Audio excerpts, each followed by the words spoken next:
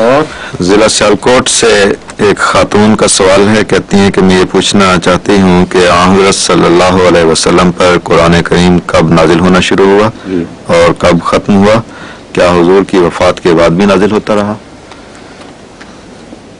آخری سوال تو حیرت انگیز ہے، آخری حصہ اس سوال کا. پہلے کب نازل ہونا شروع ہوا؟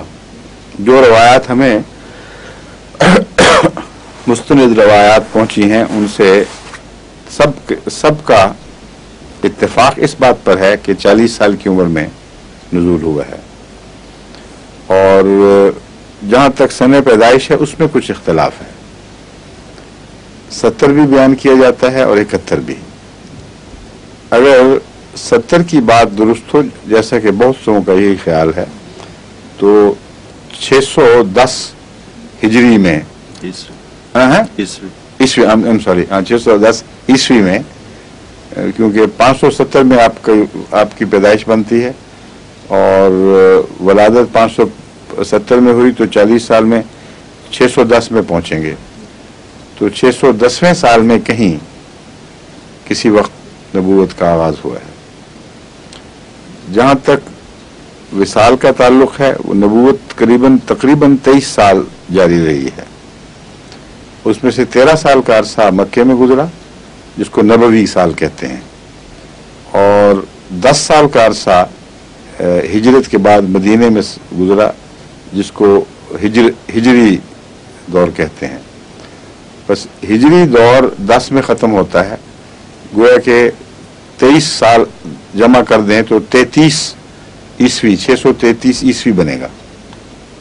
اس کے لگ بھگ یہ نبوت جاری ہوئی، اپنے مقاصد کو حاصل کیا، اور جاری مقاصد کو پیچھے چھوڑ کر خدا کے حوالے جس نے تکمیل کرنا ہی کرنا تھی، حضور صلی اللہ علیہ وسلم رفیق اعلیٰ کی طرف رخصت ہوئے. یہ جو آخری حصہ اس کی مجھے کچھ سمجھ نہیں آئی کہ قرآن کریم رسول اللہ علیہ وسلم کی زندگی کے بعد بھی نازل ہوتا رہا. یہ ناممکن ہے کہ قرآن کریم میں کوئی اضافہ ہو، اس لیے کیونکہ رسول اللہ علیہ وسلم تو وصال پا چکے ہیں اور آخری صاحب شریعت نبی ہیں. اگر اس خاتون کا مقصد یہ ہے کہ قرآن کی کوئی آیت رسول اللہ علیہ وسلم کے وصال کے بعد بھی نازل ہوئی ہے، یعنی امت محمدیہ میں سے کسی پر، تو یہ درست ہے. ایک دفعہ نہیں، بارہا ہوئی ہے.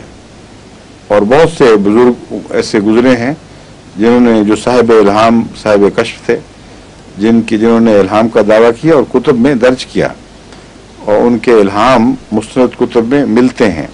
ان میں سے بعض ایسے ہیں جو بین ہی وہی ہے جو حضرت صلی اللہ علیہ وسلم کے لیے بطور خاص نازل فرمائی گئی.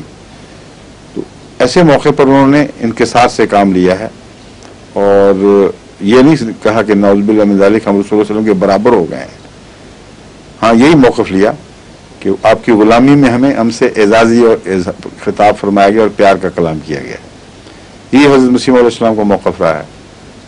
آپ کو بھی قرآنی الفاظ میں یاد فرمایا گیا، اور آپ نے اس کا ہمیشہ یہی مطلب لیا کہ نئی وحی نہیں بلکہ قرآن ہی کی وحی اثر نو مجھ پر خاص مقاصد کی خاطر ہوئی ہے. مثلا بعض اہم معاملات کی طرف متوجہ کرنے کے لیے، جیسے پہلے بزرگوں کو بھی ہوتی رہی، یا کسی خاص اللہ کے انعام کے اظہار کے لیے کہ حضرت محمد رسول اللہ علیہ وسلم میں تو کیونکہ کلیتاً مدغم ہو گیا ہے، اس لیے تجھے بھی محمد مصطفیٰ کی وسیلے سے یہ انعام کی چادر پہنائی جا رہی ہے. ان معنوں میں حضرت مسیح علیہ السلام پر بھی قرآنی آیات نازل ہوئی ہیں.